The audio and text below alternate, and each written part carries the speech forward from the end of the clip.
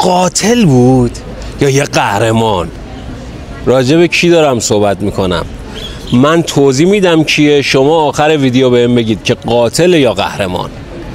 راجع به امیرخان تیمور صحبت میکنم، کسی که خودشو از نوادگان چنگیزخان مغول اعلام میکرد.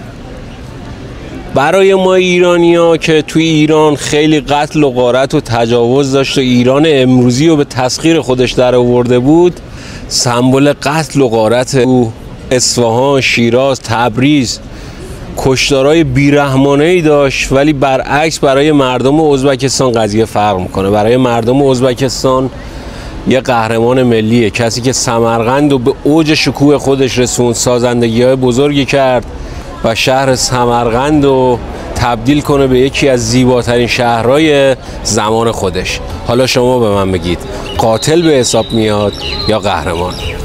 Meni hokimni Samarqandga ko'chirasan. Shunday qildingki, Temurning qabri oyoqlarim ostida yotsin.